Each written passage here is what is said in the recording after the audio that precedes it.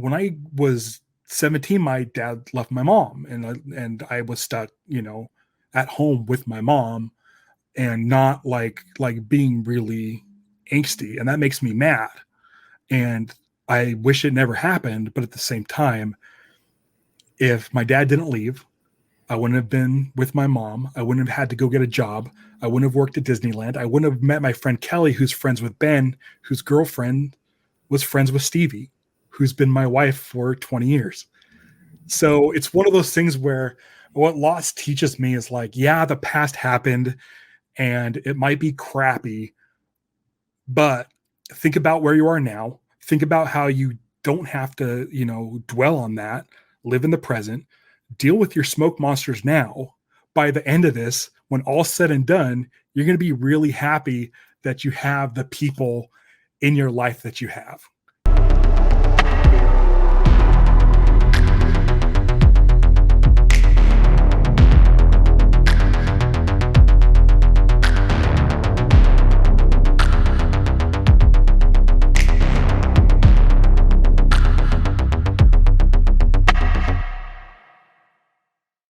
If you're watching on YouTube, please like, subscribe, and leave a comment about the episode. And if you're watching on Spotify or listening on a traditional podcast platform, please follow, rate us 5 stars, and leave a review if you would be so kind. Thank you. Welcome to the Way to Know You podcast, season 4, episode 39. My name is Nick Rounds, and I will be your host. My next guest is an expert in all things regarding the ABC show Lost. Originally creating his Lost podcast, Dharma Lars, in 2006, he went deep into Lost fandom and came out the other side as part of an extremely passionate community. Today, my guest is a producer of the upcoming documentary Getting Lost, directed by Taylor Morden, the director of the Last Blockbuster and Pick It Up, Ska in the 90s. Ralph Apel. Wait, I know you. How are you today? I'm doing great. I really am. It's been a wild week. At the time of this recording, we just announced another big name in the movie, and it's crazy. It's crazy. Being a podcaster in 2006, you don't think, hey, one of these days that this show I'm talking about is going to be like a cultural phenomenon and I'll be making a documentary about it. But here I am, and we're doing it. It's been wild. That you're going to be shoulder to shoulder with the hunkiest cowboy ever? Yeah. How you doing? I'm doing well. I was surprised to see Josh Holloway show up, and I was always excited for you guys. Getting way ahead of myself here, but we're going to talk all about the Lost documentary and talk about all the amazing work that you've been doing on the Lost documentary. But yeah, I was really surprised to see that photo, and it was really cool to see you shoulder to shoulder with him. So yeah, for context, it's funny. Like a lot of people, eagle-eyed followers, notice that the slate picture that we took of Josh says something like November 13th or something. It happened a while ago. And it's been something that we've been sitting on for, closer to 3 months, and just waiting to be able to get the opportunity to announce him. He was our 36th interview for the doc. We are now at 61. So this is how long ago that was. So yeah. I mean, he might be one of the bigger names that we've gotten, but we're not done. We're still working our way up the call sheet, the Lost call sheet. So, but it's a fun one. It's a fun one. That's really exciting. Yeah, we're gonna tear into all that stuff. For context, Josh Holloway played Sawyer on the show Lost. One of the major characters there. But yeah, let's dig into like your origin story with Lost, Ralph. Like, talk to me about like where does your story with Lost begin? Where does that begin at? It starts in a parking lot in downtown Disney. That's where my story of Lost starts. I was aware of the show. I didn't watch it. The week of the premiere, I'm working at Disneyland in custodial. Me and a manager go to check the downtown Disney lot to make sure there aren't any, big bags of junk, because guests would leave big, huge chunks of garbage out there because it's a parking lot, and they paid their money and felt that they have the right to do that. Anyway, we're bored. It was a weekday in downtown Disney. There's nothing going on. And so we go out to the lot and we're walking around, and my friend Patrick, who was a manager at the time, said, "Hey, did you watch the show Lost?" I'm like, "No, I don't watch Lost. No." He's like, "Dude, it's really cool." He's like, "You got to check it out. It's like the craziest thing I've ever seen." I said, "Okay, sure." So, like, being what I considered a good friend, when I went home, I just went to my TiVo. I had a TiVo at the time. This is early days, like before it was like known as DVR. There was just TiVo. And I looked up Lost. I hit there goes my thumbs up. I have a Mac for anyone watching the little bubble. I forget about that sometime. So I set up a season pass. I just hit record for Lost. And a couple days after the premiere, they re-aired the pilot part 1 and part 2 on like Friday night. So what I do is I don't think anything of it. There's my DVR, or my TiVo is just like full of just stuff that I probably should have watched or whatever. So the next day, it's Saturday, me and my wife Stevie are going to be going out to go get lunch. I'm starving.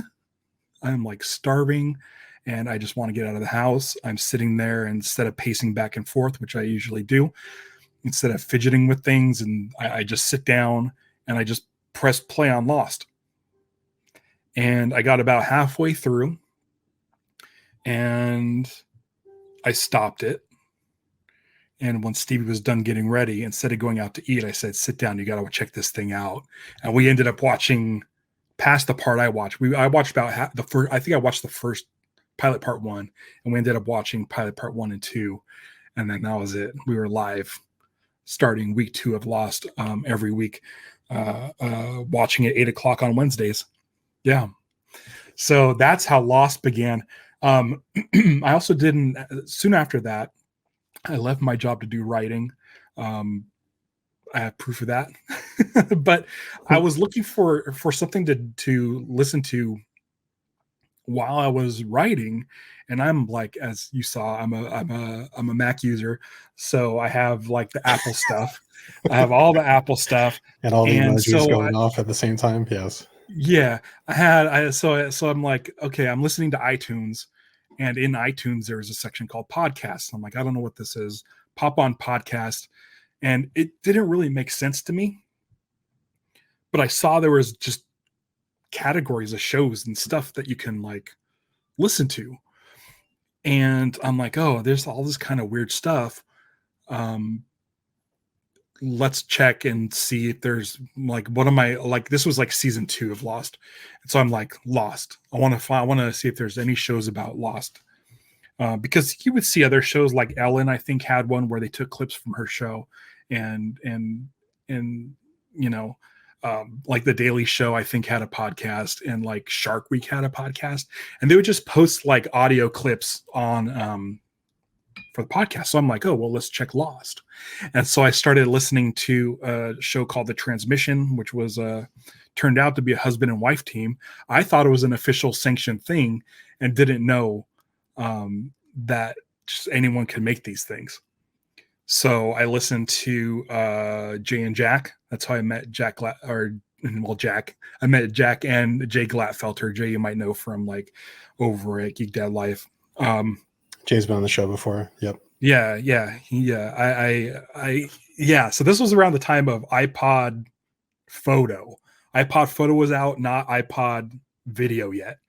And so Jay didn't have artwork. And I'm like, if I can't have this empty square next to it. I need to do something. So I created a logo so that I had something on my iPod to listen to Jay and Jack, and they ended up using that logo, and we became friends.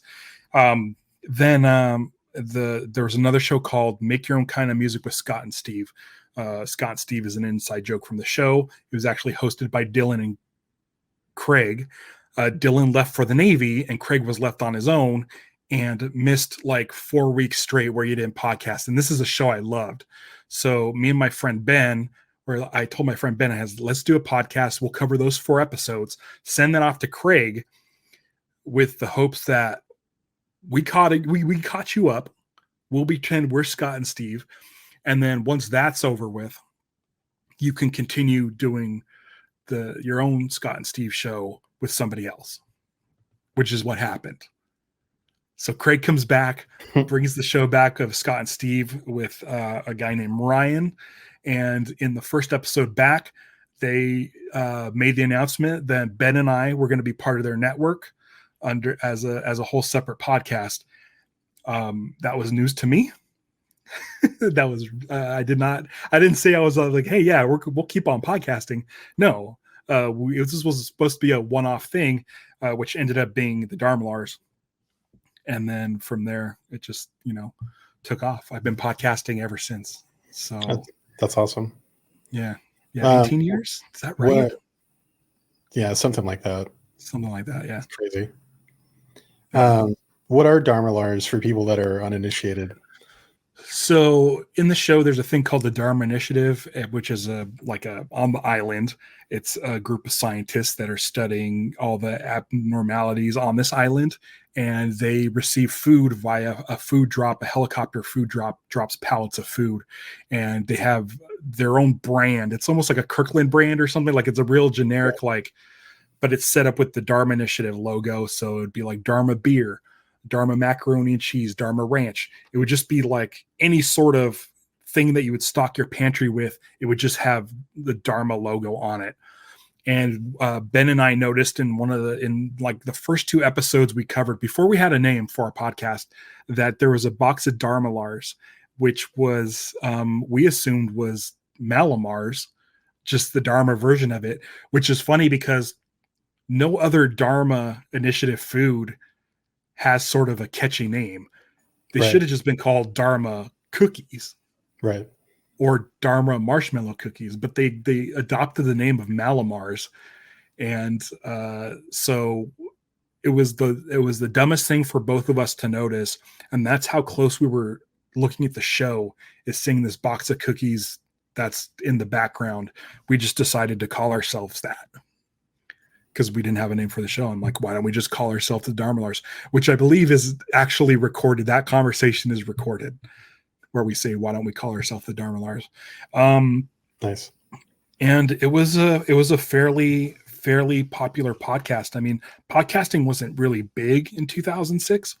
It was brand new. And I'm still proud of it. Sorry, Vesper's trying to get up on my That's desk. all good. I'm wrangling cats as usual. Always. My cats are next to me as well. They're both sleeping. Yeah. If my mic gets bumped, it'll shut off and then I have to go into settings and restart it. So it's kind of a pain. Normally I'd let her join, but she took off.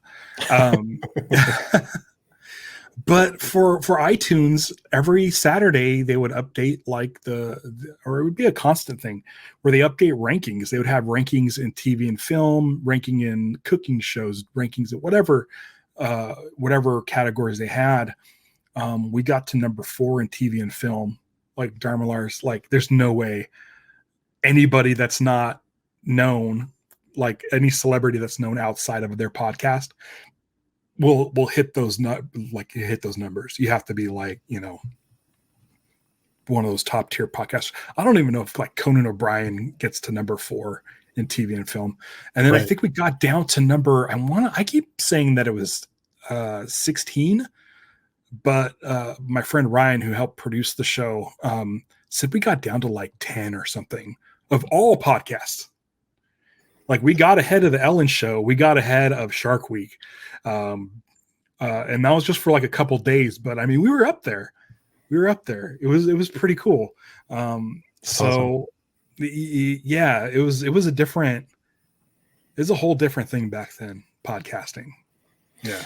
Yeah. For setting context there, as we were kind of talking about it before, but this is as you mentioned, pre Kevin Smith, pre Nerdist.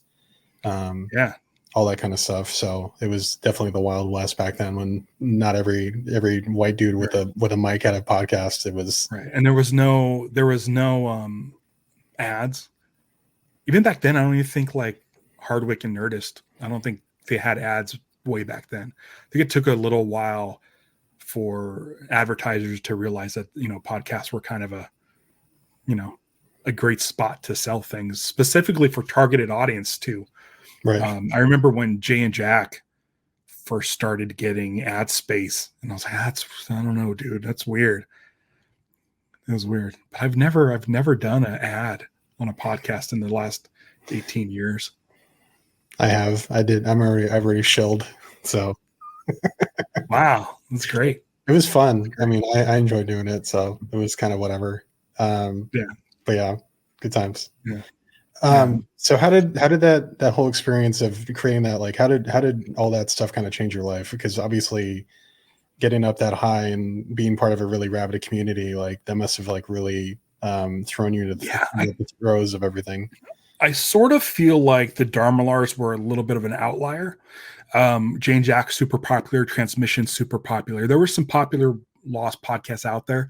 It got to the point where ABC started doing an official Lost podcast with Damon and Carlton and Chris White. Two of those people are in the dock as of now. When the third one is trying to get in our movie real bad. So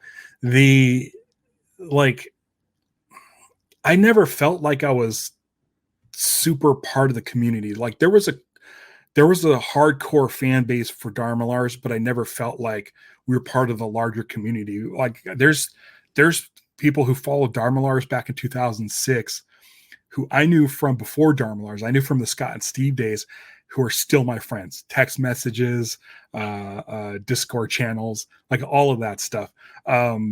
It's a small, tight-knit group. Dharmalars, we didn't censor ourselves. We didn't do recaps.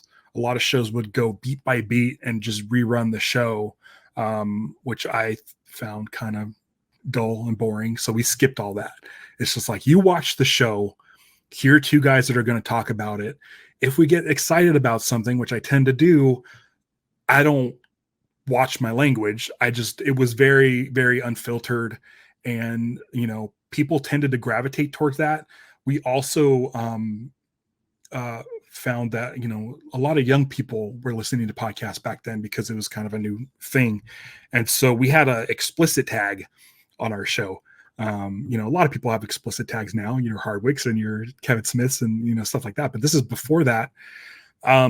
So we kind of felt a little bit like outliers, even to the point where now, recently, while we're promoting the movie, Taylor, the director of Getting Lost, posted a clip of Dane Cook's stand-up comedy bit about Lost, which says the F word. And I reposted that to Twitter because it's a funny bit. And someone gave me shit because they're like, oh, leave it to the guy who hosted the Dharmalars to post not safe for work content. And I was like, dude, it's been like Lost was over like 14 years ago. And I'm still getting crap for cursing on the internet when like nobody was around. Like we got like, I mean, this nothing to sneeze at. We got something like 27,000 downloads a week, which is great. Jay and Jack were getting like 100,000 downloads per show, and they were doing two shows. It was like 300,000 downloads a week or something. We were small, but it's so funny that's the impact. Ryan, who worked on the Transmission, the first podcast I ever listened to, recently interviewed for our movie Getting Lost, and he brought up the Dharmalars and skirted around it, but said, yeah, you had, Jay and Jack, who was a father and son duo. You had him and Jen, which were husband and wife. And then you had the Dharmalars that were like rough around the edges and, maybe use colorful language. And I'm like, it's so funny. Like we were like one of the only ones. And I was like, I don't understand. Like it shouldn't be that big a deal. But at the time, man, people were not ready for someone saying the F word about, I don't know, Sawyer. Or freaking Smoke Monster. Yeah. It was crazy. Like, it's just one of those things, like we weren't like setting out to like, oh, let's really push the envelope. No. Ben was a friend. Ryan is a friend. Like, these guys are my friends, and this is how we talked. We just happened to be talking about Lost with microphones, and it was unfiltered. And I'm like, I don't see the reason. Like, iTunes allows you to put an explicit tag. Might as well use it, but like, or just let people know, like, hey, I might get excited and say the S word. Like, there's the one review is just titled like potty mouths, and I'm like, you gotta be kidding me, guys, dude. We're like grown-ups. You know, I was married by the time the Dharmalar started. I was already married 2 years by the time Dharmalar started, and these people are getting mad because me as a grown man has a potty mouth because I said, I don't know, whatever. But it was just okay. Like, but it was nice because we started like filtering out like those kind of people, and our we would get phone calls and that we would play at the end of each episode, and it would just be like, you know, just regular people just being passionate about the show, knowing that they can, you know, say whatever they want. It was nice. It was nice being able to just have that freedom to let loose. You know, I didn't want to have to sit there and read a script or like or go over a recap. I took notes. Ben took notes, and we're just like, let's go shoot the shit, talk about Lost, and we had a blast doing it. Like, it's, I don't know. It's so funny. It's a weird stigma. We actually made like, we had like a cafe press site or something that had a trucker hat that just had the explicit tag on the front. It was hilarious. It was absolutely hilarious. Now the explicit tag is just an E. It's an E and a square. And I don't even know if people know what that means. But back then it said explicit within a red box next to your podcast, and it was almost like a badge of honor because you would scroll through and you'd rarely see that. Rarely see that. And so, you know, you mix that with that bright yellow Dharmalar's logo, and I don't know, it just worked. It just magic worked. In a bottle. Yeah, it was. I really enjoyed it.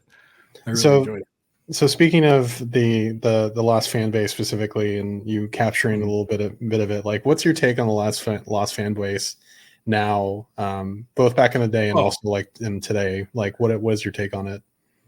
So this is kind of what got the documentary going, was the Lost fan base. It's certainly how I pitched it to Michael Giacchino, who's a friend of mine, and he was like, what is this Lost documentary you're working on? Because Michael worked on he did every single episode of Lost. I don't think anybody else touched the music on that show for all 121 episodes or whatever. As a composer, right? As a composer, he did every single episode. And so he's very guarded about it. It's, you know, if it's one of his favorite things, if not his favorite thing that he's ever worked on, and it's amazing. But when he found out I was doing the documentary, the first thing he said was, what's the deal with this documentary? Like, and I told him, I said, here's the deal. I said, Michael, you've done Star Wars, you've done Batman, you've done Spider-Man, you do Marvel, you've Planet of the Apes, you've done all these things with very opinionated fandoms.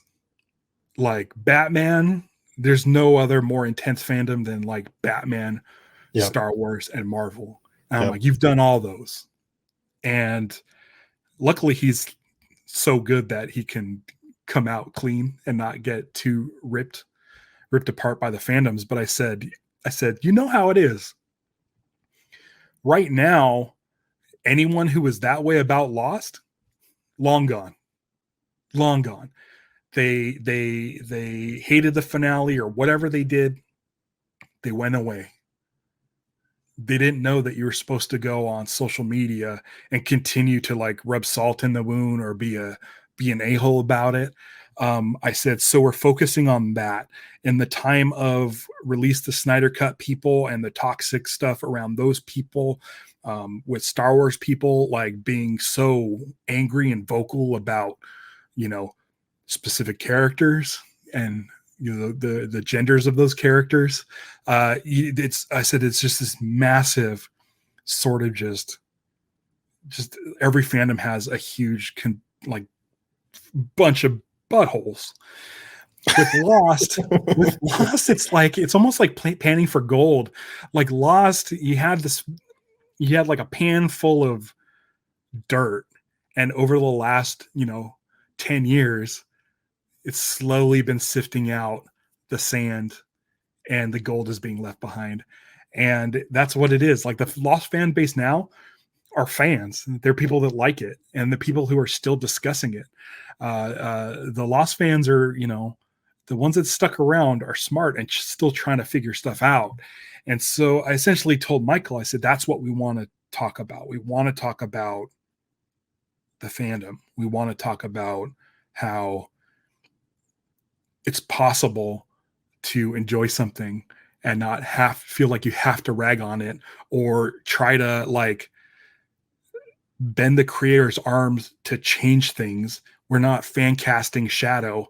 We're not like signing petitions to get rid of or remake The Last Jedi. We're not doing any of that stuff. Like Lost fans, they're still out there. They're still on like message boards, because that's what we had back then. We had message boards. Twitter came around like during season 3 of Lost or something. Right. But it's one of those things like we're still out there debating. Like, you can still find people talking about Lost on the internet. And they're still theorizing about it. And it's a great community for that. Like, every once in a while you'll just hear a guy it's like spout off some crazy theory and you're like, you're nuts. But you know what? If that were to happen, this thing over here would make more sense. It's one of those things where I know a lot of people are mad at Lost because it didn't answer all the questions, but I think of it like a puzzle.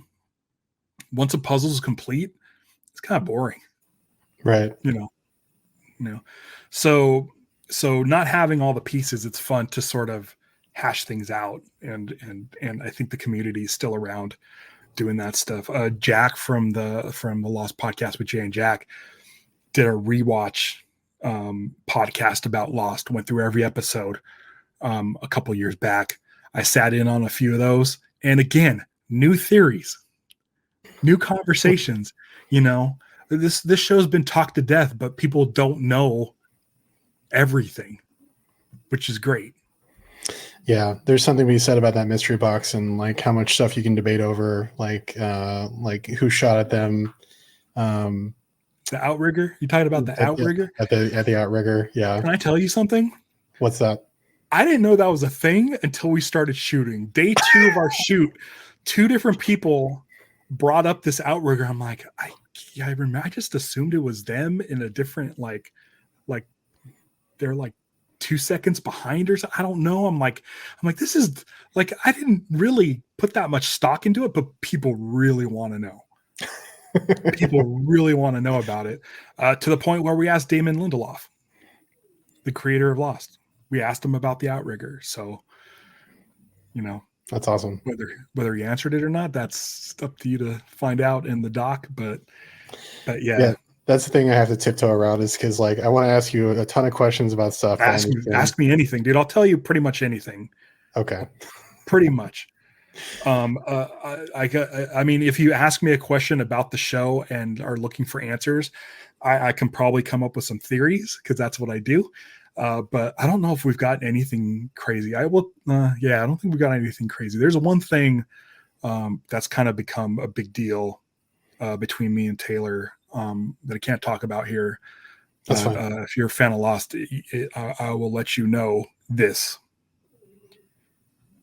It's completely changed my view of Lost, 100% front to back. Wow. So for the better. For the better. I'm really excited for people to find out these things that we've been told.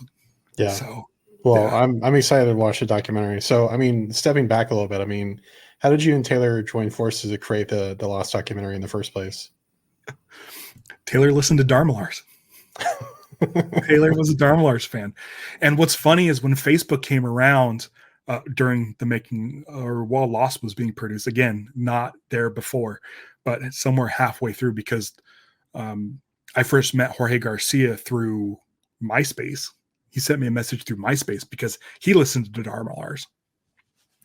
So here's how I met Taylor. We became Facebook friends. I don't know, 2008, whenever, because he was a Darmalars fan. Cool, awesome. I have like 1,000 plus Facebook friends. That's not a brag. It's just a fact. I somehow accumulated that many people. There's a lot of people who are like, oh, they must be a fan of Darmalars. They must be a fan of Kaiju podcast. They must, they could be from anywhere. They could be old coworkers, that I used to work with, 15 years ago. I don't know. It's just just Facebook. There's a lot of people. Taylor is one of those people, and the algorithm never sort of found each other. I never saw a post from Taylor Morden. I would see maybe every once in a while I'd get a thumbs up from him on a post. Maybe, I don't know. I'm like, oh, that's probably a guy who listens to Darmalars, whatever. Anyway, I do a podcast called the Casino Skunk Secret Society. It's my Patreon channel. And I was doing these things called impromptu interviews. It's essentially something like this. But what I would do is go on social media and say, is there anybody who can drop what they're doing right now and jump on a microphone right now so I can interview you? And whoever responded first, boom, send them a link, jump online, and interviewing within 5 minutes to, I don't know who they are. So I do one of these and I get a response from Taylor. Yeah, I'll do it. I'm like, okay, cool. Send him a DM. Here's the link.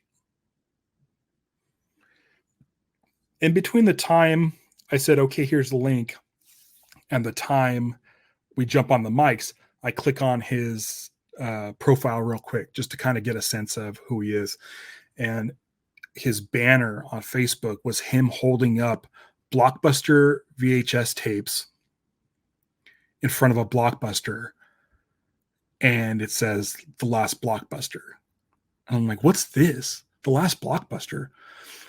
I'm VHS dude on Vine when Vine was big, and on Instagram, if you go to VHS dude, all of that stuff was stuff taken from my VHS collection on Twitter and stuff. So VHS dude is me. I'm like, how did I not know about this movie about Blockbuster? And so I jump on, start talking with Taylor, and I said, dude, I noticed that you directed a documentary about Blockbuster. He's like, yeah, it's coming out in a couple weeks. I'm like, that's rad. I'm VHS dude. He's like, oh, no shit. I've been following you forever. And we're both Facebook friends since 2008. Had no idea. So that interview is available on YouTube. If you go to Casino Skunk YouTube channel, you can listen to me and Taylor talk for the very first time and discover this stuff.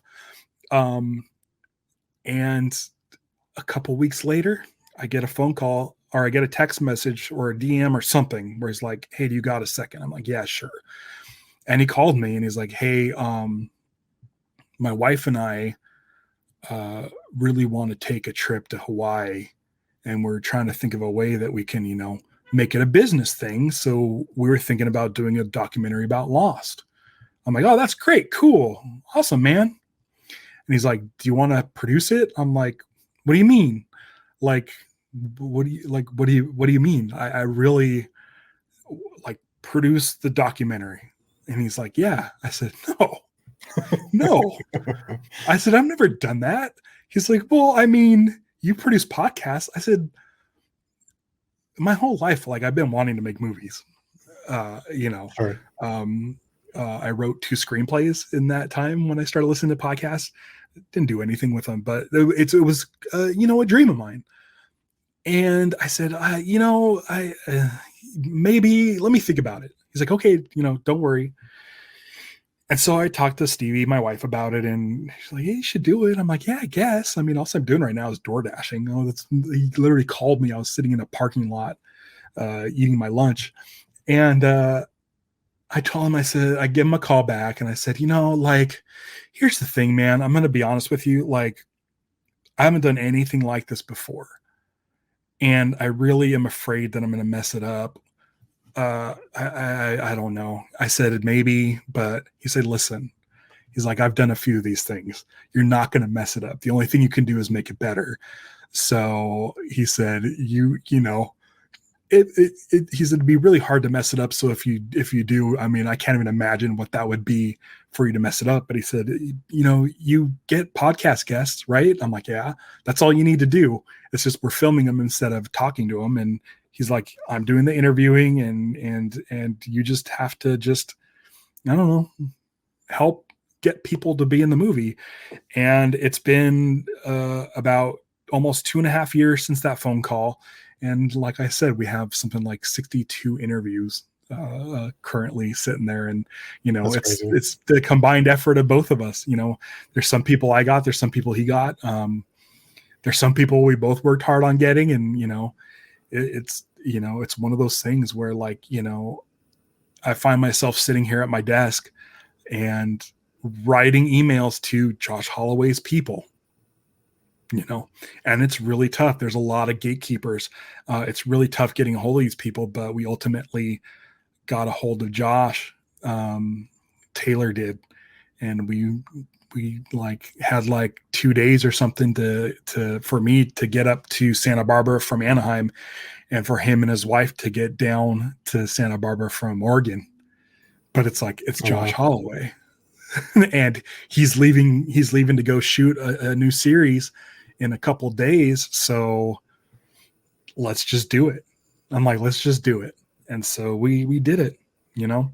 It's a nerve-wracking thing, but nowadays I feel way more comfortable about being a producer than I did, a couple of years ago.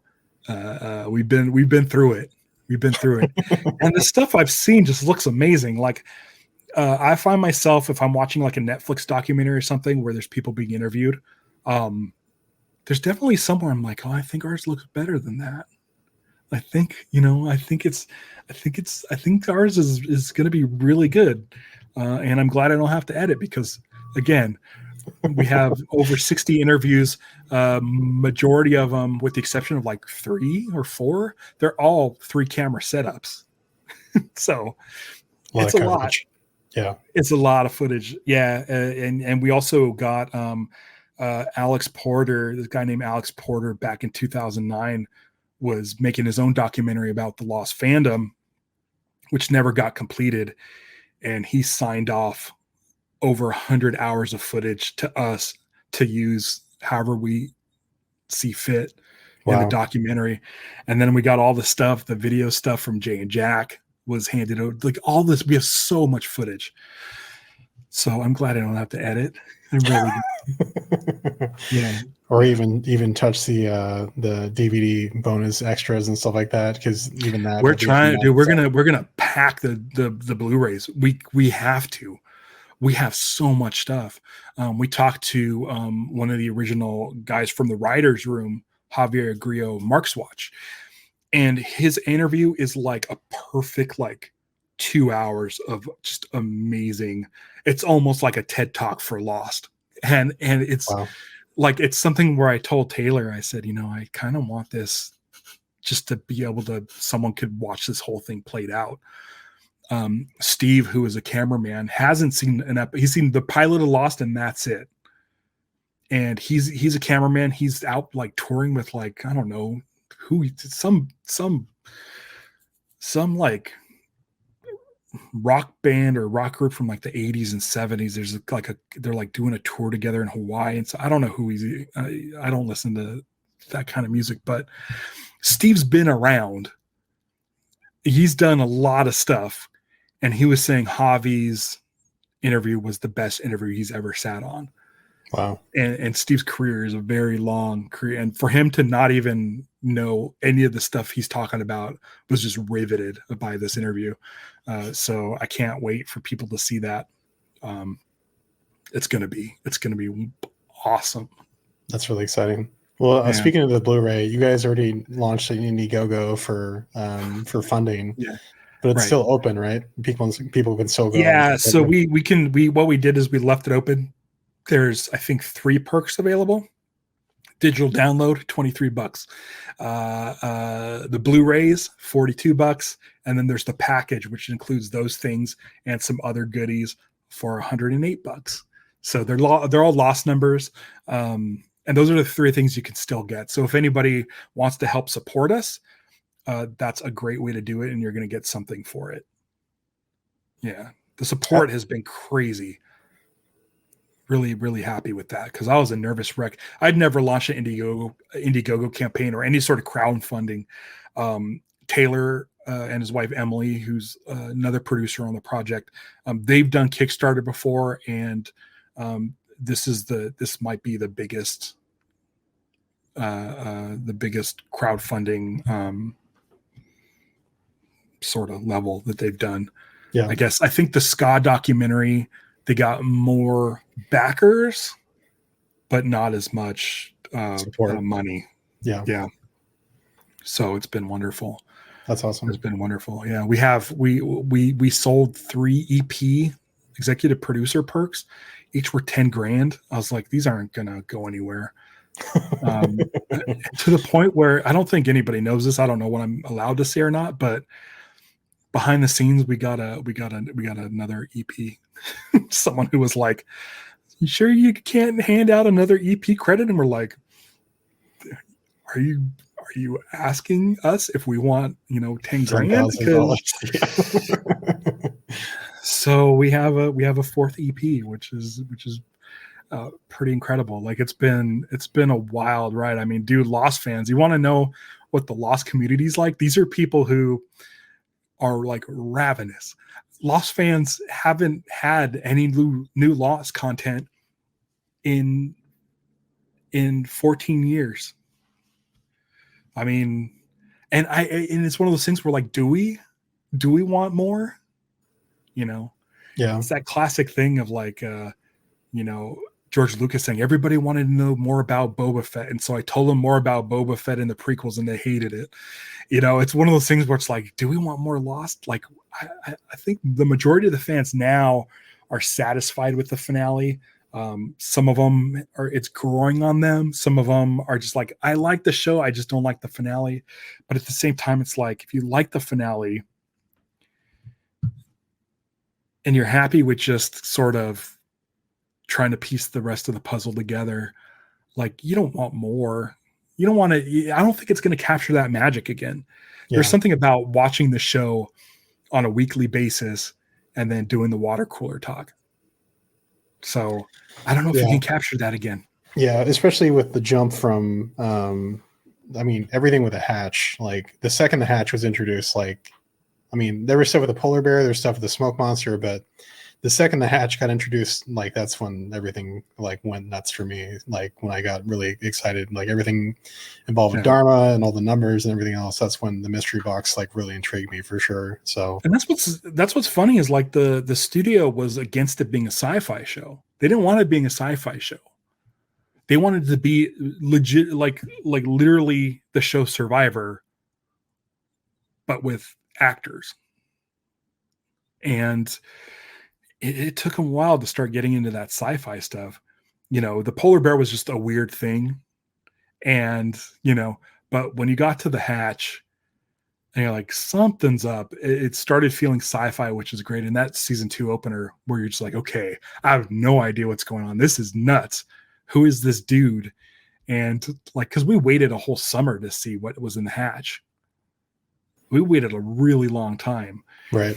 So when we got that sort of answer, it raised like 20 more questions. And I was in it for the sci-fi stuff, which I think is why Lost was popular. It was on a network when there was, before prestige TV was really a thing. I think Sopranos was around. Twin Peaks had come and gone. Yeah. But this was like, my mom watched it because it was like a soap opera. I watched it because there's weird sci-fi stuff. Some other person probably watched it because, I don't know, they just like looking at pretty people. It was shot beautifully. It was shot on film by Larry Fong, who, this dude, we talked to him too. His first music video, REM's Losing My Religion. Like, if you think about that, you can picture that video in your head, what it looks like. His first TV show was Lost. And you know what Lost looks like. This is in the age of, this is right when TVs were turning into like HD widescreen. Right. like Right. 720p widescreen. Yeah. Yep. So shot on film. And then his first movie, after he was done with Lost, his first movie was 300. I don't know if you remember what that movie 300 looks like, but that's the thing you think of most when you think of 300, what it looks like. Right. So he's done some Zack Snyder stuff and Larry Fong, but it's, it was pretty to look at. The cast was easy on the eyes. There was humor. There was horror elements. There was soap opera elements. And then you start kicking in the sci-fi stuff. And then on top of that, you're dumping all these questions like, what's going on with Locke? Why was he in a wheelchair? And all of this stuff, like it just made it so like engaging. You needed to know everything about it. And it just like caught the world by storm, because like at the time, like it would be water cooler talk. You talk to your friend at work, the next day about things. But now you have MySpace message boards and stuff that are dedicated just to the show. ABC or Bad Robot created a message board called the Fuselage, which was a Lost-based message board where ABC was getting like the writers in on there and the actors in on there. So they were part of this message board. And then you have DVR where people are able to pause. Do you see that shark go by? It's got a Dharma logo on its tail. And people are DVRing it, rewinding it, screen grabbing it, throwing it up on the internet to these message boards. And all of a sudden, the entire world is all now trying to figure out this puzzle. So it was like, for me, I feel like because of the internet and because of DVR and podcasts also came around at this time, it just created this sort of global phenomenon. And it's nuts, man. It's crazy how big it was. And they haven't rebooted it. They haven't done spin-offs. And I kind of like it that way. But are they just going to let it go? Are they just never going to? They have Marvel and Star Wars. Why would they mess with Lost? Because people still joke about the finale of Lost. Yeah. It's still a joke on late night talk shows. So why would they? It's the same thing with like my beloved Green Lantern. The Green Lantern movie was a joke, and DC and Warner's haven't touched it since.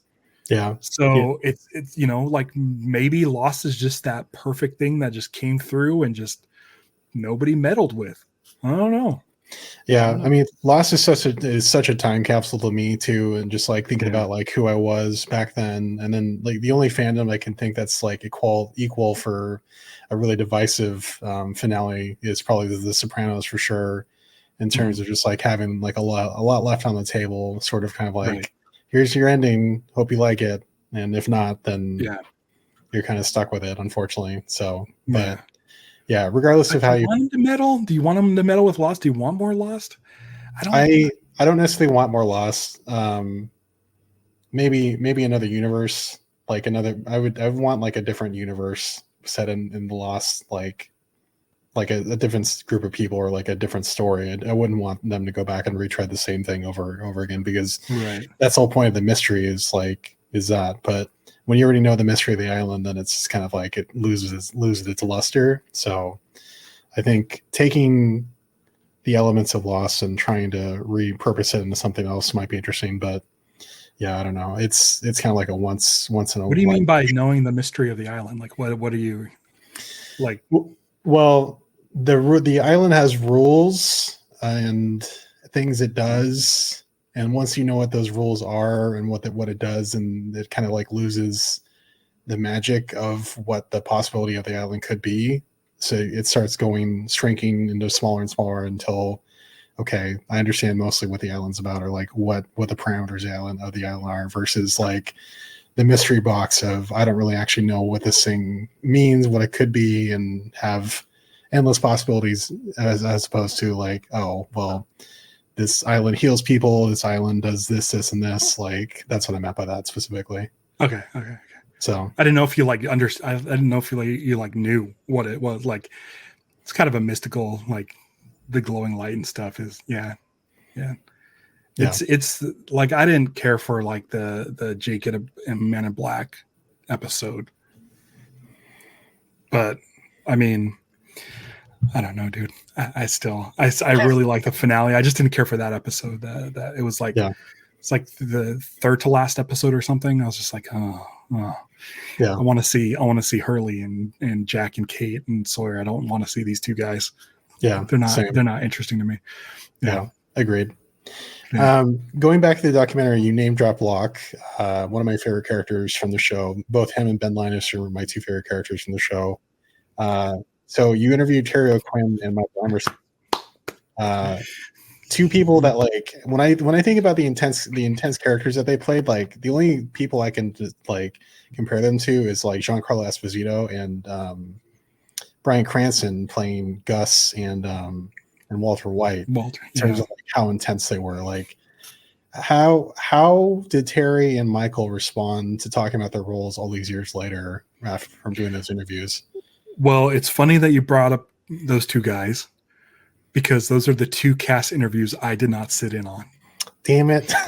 They were East Coast. They were East Coast interviews, and there really wasn't a reason for me to go to the East Coast. It was like the week of Comic-Con, and I was setting up for an LA trip. And Michael, we had kind of set up early, but it's like, I don't need to fly to Virginia and then come back to Anaheim and then go down to, so I didn't do the East Coast. Those are like the only two. I have watched both interviews. And I mean, Michael Emerson's great. His interview is wonderful. He's exactly what you want him to be. He understands the assignment to where, if he wants to show off a sinister side, he'll kind of point his direction to camera 3, which is a close-up, camera. And Terry's the same. Terry, when we shot at Terry's place, and in his living room, he has a season 1 poster of Lost signed by everybody. So like these guys like the show, which is great. It helped us out. It's great that they like the show. Did it win them both Emmys? I think it won them both Emmys. But I mean, I've watched them. They're good interviews, but it's funny because like everyone's so excited to see the movie who's a Lost fan, and I've sat through the same question 60 times, all of them. And so it's one of those things where it feels like work, where I'm sitting there and listening to, because I'll run sound while Taylor, conducts the interview. But there's every once in a while someone will say something where both me and Taylor will just look up at each other and just be like, yeah, that's going in the movie. You can just tell. Terry had a lot of great moments. And Taylor actually got to shoot Terry, like do some B-roll out by the beach and stuff. It was really nice. And Michael, we did it in his condo in New York. So no beaches to walk around, but both great. They're both great. They're great. I'm excited. I wish I could say more, but that's all good. Are there any other really notable moments from the documentary that like really surprised you that you can share? Javi was number 1. He surprised me in the fact that he made me love Lost more. I mean, during the making of it, the biggest surprise was Mo Ryan's book, which talked about the toxicity in the writer's room of Lost. Right. That was a big day for us because we were about halfway through shooting. We had something like 25 interviews already in the bag, done, complete 25 interviews, which we were thinking was about halfway. And this article drops and cut to me just trying to get out of the house to like clear my head. So I was going to go for a drive, go shoot some pictures, and got a call from Taylor. So I'm in a parking lot talking to Taylor for an hour about if we should or shouldn't continue the documentary. That was a huge surprise. But I can say anyone who's concerned about that side of the documentary, we are going to bring it up. it's not going to be, we're not going to be like, we're not scathing journalists. We're fans of a show. People are afraid that we're going to be, I've heard people say, oh, you guys are, you guys will believe anything you read. And why these people wait so long to come out and talk about this stuff. And, there's reasons, because they're still afraid of the repercussions of coming forward. And we do bring it up in the movie. If you've read that article or you read that chapter on Lost from Ryan's book, it's called Burn It Down. It's about the toxicity in Hollywood. Javier is mentioned. Javi is mentioned in that article as someone who was mistreated and bullied, and came forward to talk about some other people who weren't able to, share their names or were afraid to share their names. But Javi didn't give a crap. He's like, I'm laying it out on the table. So we talked to Javi and we got that side. We also talked to Damon Lindelof about it, who was on the other side of the coin, who was the head, showrunner, who had the toxic people working under him. We also talked to him. So we got both sides of the story, and we got a couple of fan interviews discussing it. But that was a huge shift in our documentary. But I think we've bounced back from it. It was a dark day for us. It blindsided us. We knew that the book was coming and there was stuff in it, but we didn't know exactly what. So we're a little taken aback, because this was going to be, if you've seen like the Last Blockbuster, Taylor's other movie, about, pop culture stuff, it's fun and it's lighthearted, and that's what this was supposed to be. And now we got to talk about this serious thing that nobody wants to talk about. But I think our point of view is, from that of Lost, from the very beginning of Lost, it's all about redemption. Kate's episode is the first episode after the pilot. It's her being a fugitive. And it's called Tabula Rasa, which means clean slate. And that's the whole thing of Lost is, redemption. So we're kind of using that as an arc for our movie. Lost is this great thing.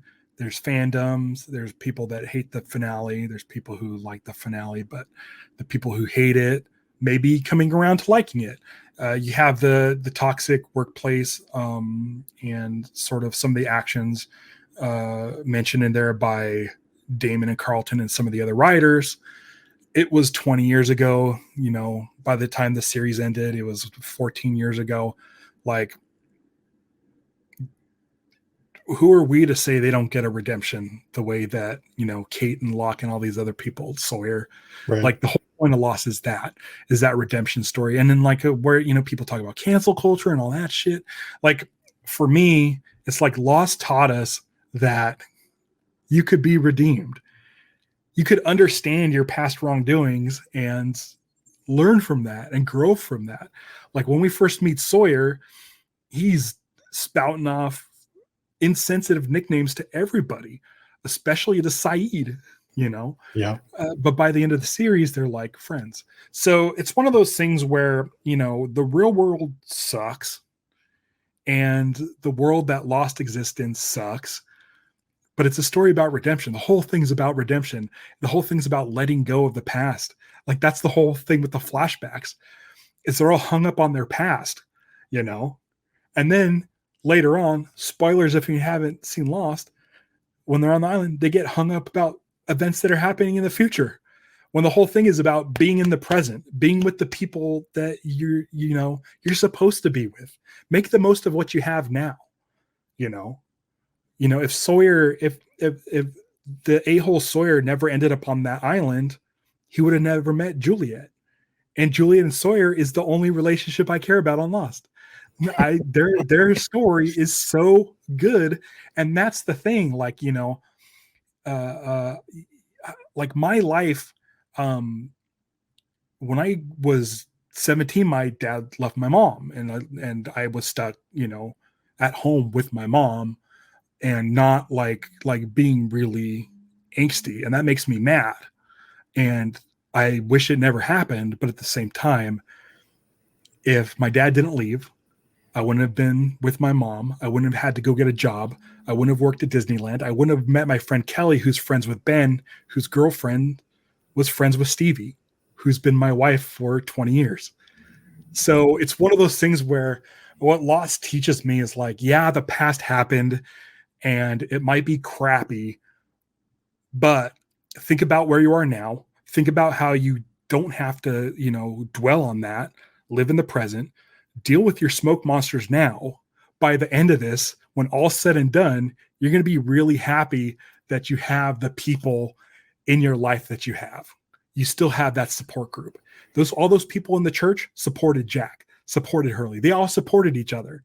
And that's what it's about. That's what life's about for me, is this, it's kind of a happy ending. Like, you got the opportunity to spend however many years on this planet to hang out with people, that you were fortunate enough to hang out with. Weird circumstances led me to you, and now we're hanging out. You know what I mean? And it's great. It's great. So for me, like, all the toxic bullshit sucks, but listen, there's people that have to live with this, who have been living with this for 20 years, and they've been trying to either become better or heal from that stuff. And the best way to do it is through talking, communication, and having a support group that's healthy and is willing to get your back, who's willing to fight a smoke monster, One can only hope that your friend group can help you fight a smoke monster. And related to that, I have one final question for you, Ralph. You're part of a very special group that plays a very special game called Fireball Island. Yeah. What is Fireball Island, and can you explain the history of your group? Fireball Island is a board game from Milton Bradley that came out in 1986. I have the manual right here. In 2013, I took this game to my friend Jorge's house. Jorge is played Hurley on Lost. We became friends through the Dharmalars. He is a big fan of board games. I've had this board, a Fireball Island game board. It's a 3D molded plastic island where you roll marbles to try to knock down other explorers trying to get to a jewel and escape the island. That's the gist of it. I took it to Jorge's because he hadn't heard of it, and I'm like, I'll bring it the next time I show up. I bring the board. Michael Giacchino walks through the door. This is the first time I'm meeting him outside the context of a fan event, because I've been a fan of his since Medal of Honor back in 98, I believe. Mm-hmm. Huge fan of his music, to the point where the U-boat theme in Medal of Honor is the submarine theme in Lost. So go find any scene with the submarine, and it's Medal of Honor music from the submarine level of Medal of Honor 1. That's how hardcore I'm into Michael Giacchino. I think he's a brilliant composer. Walks through the door. I make eye contact with him because I'm like, holy shit, Michael Giacchino's here. Okay. But he makes a beeline right for me. And I'm like, whoa, what's happening? And he looks at me and says, what's that? And I'm like, oh, it's a board game. It's Fireball Island. He grabs the box and he's like looking at it because the box art is amazing. It's a little out of reach, but it's in that corner somewhere. He reaches for it and he's looking at it and he's like, tell me all about it. And so I start telling him all about it. And he's like, I'm like, in my brain, I'm going, why am I talking to Michael Giacchino right now? Why is this happening? And he's like, he wants to talk to me about this, but kind of, sort of, he's on his phone. He seems distracted. I'm like, whatever. I'm just going to keep talking about this game. I don't care if he's not listening. By the time I get finished describing the game and explaining it, he's like, on eBay, I just bought it. Which a complete Fireball Island set at the time in 2013 was like $350. Yeah, easily. And I'm like, oh, cool. Well, I hope you like it. Like, you just spent $300 plus on a game you never played. So I moved the game to the dining room table, and there's a picture of me showing Jorge Garcia, Michael Giacchino, Michael's family, friends, how to play this board game. Cut to lockdown. I get a text message from Michael saying, hey, I'm thinking about doing a Zoom game every week for Fireball Island. Do you want in? It's going to be me, my son. He said him, his son, Mick, another friend of his, and Jorge. And it's lockdown. I have nothing going on. He's like, yeah, we'll do it every Sunday. I'm like, okay. And so we've been playing Fireball Island pretty much every Sunday since. I think we're in our 4th year. We do have some Sundays off because now that everyone's going back to work, like Right. Michael's very busy, Jorge's very busy. Michael's son Mick is awesome composer in his own right. Did Muppets Mayhem.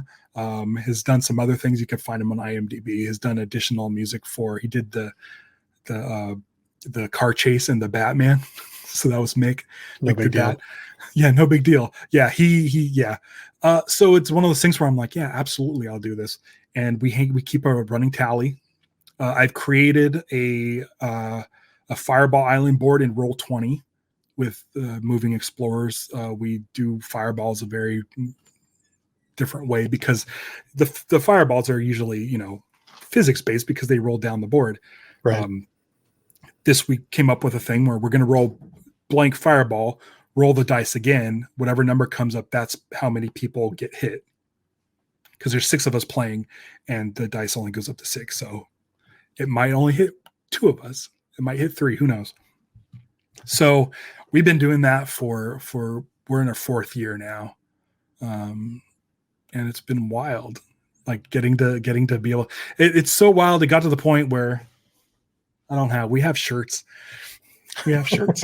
Of course you do. If you want to see my Fireball Island shirt, go to the cuethemusicpodcast.com and look at my Werewolf by Night episode where I review I unbox Michael's vinyl record of Werewolf by Night. I'm wearing my Fireball Island shirt in his honor because all 6 of us, or all 5 of his opponents in Fireball Island, got our names on the crypts inside the mausoleum in Werewolf by Night.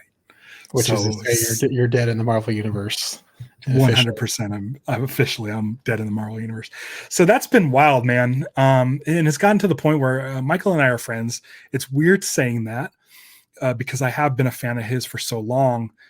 But he was so cool. This is how cool Michael is he was one of the first people that we interviewed. Had a blast. His interview is great. He also talks about Lost is sort of a time capsule of that time you watched it. It's in one of our private sizzle reels.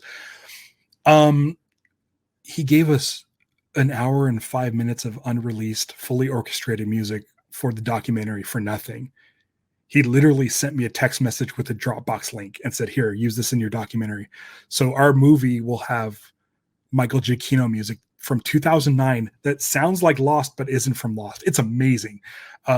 Recently on at Getting Lost Doc, Instagram and Twitter, we released a video where we're showing all the clapper boards of people from Lost. That's music that's not from Lost. It's from our movie.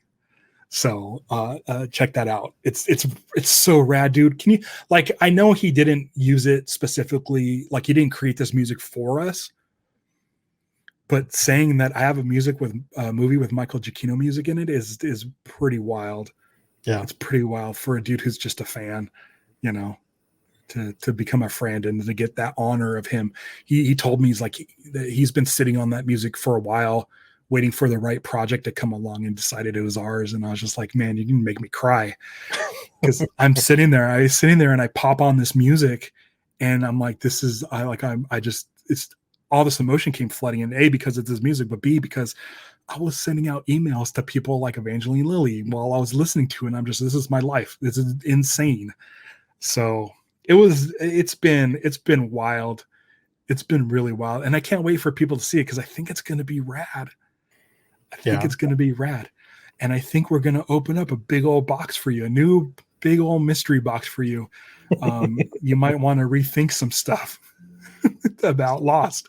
When is the doc? It's so cool. When does the doc come out officially? We don't know. We're shooting for September 22nd, 2024, which is the 20th anniversary of Lost, of the pilot. So fingers crossed. Fingers crossed. streamer will pick us up and give us a ton of money, and we'll have to get it finished sooner. I'm looking at the Netflix, who is going to be getting Lost in July, I believe. Might be good to have a documentary to go along with it. It's like, this is how much Disney doesn't care about Lost. They're not doing a 20th anniversary documentary about Lost.